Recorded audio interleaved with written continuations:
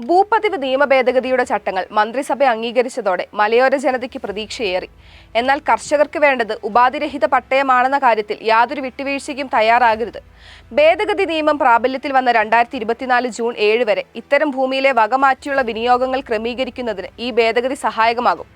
അതോടൊപ്പം പതിച്ചു നൽകിയ ആവശ്യങ്ങൾക്കല്ലാതെ ഭൂമി മറ്റാവശ്യങ്ങൾക്ക് ഉപയോഗിക്കാൻ വ്യവസ്ഥകളോടെ അനുമതി നൽകാനും ഇനി സാധിക്കും. ഇടതുമുന്നണിയുടെ ഒരു തെരഞ്ഞെടുപ്പ് വാഗ്ദാനം പാലിച്ച സന്തോഷമാണ് ഇത് സംബന്ധിച്ച് തീരുമാനമെടുത്ത മന്ത്രിസഭാ യോഗത്തിന് ശേഷം മാധ്യമപ്രവർത്തകരെ കണ്ട മുഖ്യമന്ത്രി പിണറായി വിജയന്റെ വാക്കുകളിൽ കണ്ടത്. പട്ടയം ലഭിച്ച ഭൂമി ജീവനോപാധിക്കായി സ്വതന്ത്രമായി ഉപയോഗിക്കാനാകണമെന്നാണ് സർക്കാർ നിലപാടെന്നും മുഖ്യമന്ത്രി പറഞ്ഞു. എന്നാൽ പട്ടയഭൂമി സ്വതന്ത്രമായി വിനിയോഗിക്കാനുള്ള അവകാശം അതിന്റെ ഉടമകൾക്ക് കിട്ടണമെങ്കിൽ ഇനിയും കടമ്പകളുണ്ട്. പുതിയ ചട്ടങ്ങൾ നിലവിൽ വന്നത് ഒട്ടേറെ നിയമപ്രശ്നങ്ങൾക്ക് പരിഹാരമാകുന്നുണ്ടെങ്കിലും പതിവ് ഭൂമിയിൽ ഇനിയും നിർമ്മാണ പ്രവർത്തനങ്ങൾ നടത്തണമെങ്കിൽ പുതിയ ചട്ടങ്ങൾ വേറെയും വേണ്ടിവരും. 2 ചട്ടങ്ങളാണ് സർക്കാർ കൊണ്ടുവരുന്നത്. ഒന്നാമത്തേത് പതിവ് ഭൂമിയിൽ ഇതുവരെ ഉണ്ടായിട്ടുള്ള വകമാറ്റിയുള്ള വിനിയോഗം ക്രമീകരിക്കുന്നതിനുള്ളതാണ്. കൃഷിക്കും ഗൃഹനിർമ്മാണത്തിനും മറ്റുമായി പതിച്ചു നൽകിയ ഭൂമി പ്രധാനമായും ജീവനോപാധി ലക്ഷ്യമാക്കിയുള്ള മറ്റ് വിനിയോഗത്തിന് അനുവദിക്കുന്നതിനുള്ള ചട്ടങ്ങളാണ് രണ്ടാമത്തേത്. ഇതിൽ ഒന്നാമത്തെ ചട്ടത്തിനാണ് മന്ത്രിസഭ അംഗീകാരം നൽകിയിരിക്കുന്നത്. രണ്ടാമത്തെ ചട്ടം തുടർച്ചയായി പരിഗണിക്കുമെന്നാണ് മുഖ്യമന്ത്രി അറിയിച്ചത്. 1960 ഭൂപതിവ് നിയമമാണ് 2023 നിയമസഭ ഏകകണ്ഠമായി ഭേദഗതി ചെയ്തത്. 2024 ഏപ്രിൽ 27 ഗവർണർ ബിൽ അംഗീകരിച്ചു. 1960 ഭൂപതിവ് നിയമം, 1964 ഭൂപതിവ് ചട്ടങ്ങൾ എന്നിവ നിലനിൽക്കുമ്പോൾ തന്നെ 1993 ഒരു പ്രത്യേക നിയമം കൊണ്ടുവന്നിരുന്നു. ഈ നിയമങ്ങൾ ഒന്നിനോടൊന്ന് പൊരുത്തപ്പെടാത്തതും ചിലയിടങ്ങളിൽ അവ്യക്തതകൾ നിറഞ്ഞതുമായിരുന്നു. ഇത് കോടതികളിൽ നിരവധി കേസുകൾക്കും തർക്കങ്ങൾക്കും വഴിവെച്ചു. ഈ നിയമപരമായ സങ്കീർണതകൾ ലഘൂകരിക്കാനും നിയമങ്ങൾ കൂടുതൽ വ്യക്തമാക്കാനും വേണ്ടിയാണ് ഭേദഗതി ആവശ്യമായി വന്നത്. കർഷകരുടെ പ്രധാന ആവശ്യം കൃഷിക്കും ഭവന നിർമ്മാണത്തിനും മാത്രം എന്ന പട്ടയ വ്യവസ്ഥകൾ ഒഴിവാക്കണമെന്നും പരിഗണനയിൽ ഇരിക്കുന്ന അപേക്ഷകളിൽ പട്ടയം നൽകുമ്പോൾ ഉപാധിരഹിതമായി നൽകണമെന്നുമാണ്. ഇതിന് ഇപ്പോഴത്തെ ചട്ടങ്ങൾ മാത്രം മതിയാകില്ല. പട്ടയ വ്യവസ്ഥകൾ പാലിച്ച് ഇതുവരെ നിർമ്മാണ പ്രവർത്തനം നടത്താതിരുന്നവർ ഇനി നിർമ്മാണം നടത്താൻ ഉദ്ദേശിക്കുന്നുവെങ്കിൽ വൻ തുക ഫീസ് അടയ്ക്കണമെന്ന നിർദ്ദേശവും കർഷക വിരുദ്ധമാണ്.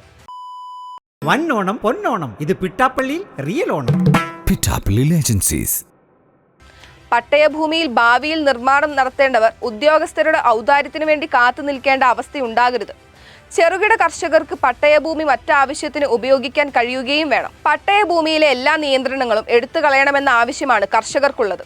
മന്ത്രിസഭ പാസാക്കിയ ചട്ടങ്ങളിൽ പതിവ് ഭൂമി മറ്റാവശ്യങ്ങൾക്ക് ഉപയോഗിച്ചവരെ കുറ്റക്കാരായി കണ്ട് ഫീസ് ഈടാക്കാനുള്ള ചട്ടങ്ങളാണുള്ളതെന്ന് മുൻ മന്ത്രിയും കേരള കോൺഗ്രസ് നേതാവുമായ PJ ജോസഫ് MLA-യും കരട് ഭൂപതിവ് നിയമ ഭേദഗതി ഇടുക്കിയിലെ ജനങ്ങളുടെ കഴുത്തിൽ വീണ്ടും കുരുക്ക് മുറുക്കുന്ന നടപടിയാണെന്ന് കോൺഗ്രസ് നേതാവ് മാത്യു കുഴൽനാടൻ MLA-യും വിമർശിച്ചിട്ടുണ്ട്.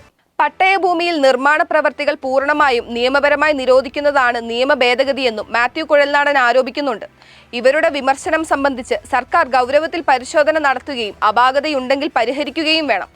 ഇതിന്റെ എല്ലാം പശ്ചാത്തലത്തിൽ നിയമ ഭേദഗതിയുമായി ബന്ധപ്പെട്ട് അവശേഷിക്കുന്ന പ്രശ്നങ്ങൾക്ക് പരിഹാരം കാണാൻ സർക്കാർ സമയബന്ധിതമായി തയ്യാറാകണം. എത്രയും പെട്ടെന്ന് അത്തരം നടപടികളിലേക്ക് പോയാലേ മുഖ്യമന്ത്രി പ്രകടിപ്പിച്ച ശുഭാപ്തി വിശ്വാസം ഫലപ്രാപ്തിയിലെത്തൂ. ക്രമവൽക്കരണം സംബന്ധിച്ച നിബന്ധനകൾക്കും കൃത്യതയുണ്ടാകേണ്ടതുണ്ട്. കെട്ടിടം ക്രമവൽക്കരിക്കാനുള്ള അധികാരിയെയും ഭൂമി തരം മാറ്റാനുള്ള അധികാരിയെയും നിശ്ചയിക്കണം. കെട്ടിടം നിർമ്മിക്കുന്നതിനുള്ള അധികാരം നൽകുന്നത് നിലവിൽ തദ്ദേശ സ്വയംഭരണ സ്ഥാപനങ്ങളുടെ എഞ്ചിനീയറിംഗ് വിഭാഗമാണ്. ഭൂമി തരം മാറ്റേണ്ടത് റവന്യൂ വകുപ്പും. നിലവിൽ നിർമ്മിച്ചിരിക്കുന്ന കെട്ടിടങ്ങൾക്ക് തദ്ദേശ സ്വയംഭരണ സ്ഥാപനങ്ങളും റവന്യൂ വകുപ്പും ഫീസും നികുതിയും കൈപ്പറ്റിയിട്ടുള്ളതാണ്. അത്തരം നിർമ്മിതികൾക്കാണ് ഇനിയും ക്രമവൽക്കരണ അപേക്ഷയും പ്രത്യേക ഫീസും നൽകേണ്ടി വരുന്നതെന്ന വസ്തുതയും കണക്കിലെടുക്കണം. ഒരു തവണ കെട്ടിട നികുതി ഇനത്തിൽ തുക ഈടാക്കിയ ശേഷം വീണ്ടും ഫീസ് ഈടാക്കാനുള്ള നീക്കം സർക്കാരിന്റെ സാമ്പത്തിക പ്രതിസന്ധി മറികടക്കാൻ ഇടുക്കിയിലെയും മലയോര പ്രദേശത്തെയും ജനങ്ങളെ പിഴിയുന്നതാണെന്നും ആരോപണമുണ്ട്. പ്രതിപക്ഷ കക്ഷികളും ഈ വിഷയം നേരിട്ട് ബാധിക്കുന്നവരും ചൂണ്ടിക്കാണിക്കുന്ന അപാകതകൾ രാഷ്ട്രീയം മാറ്റിവെച്ച് പരിഗണിക്കാൻ സർക്കാർ തയ്യാറായില്ലെങ്കിൽ മലയോരത്തെ ജനതകളുടെ സന്തോഷം ക്ഷണികമായി മാറും.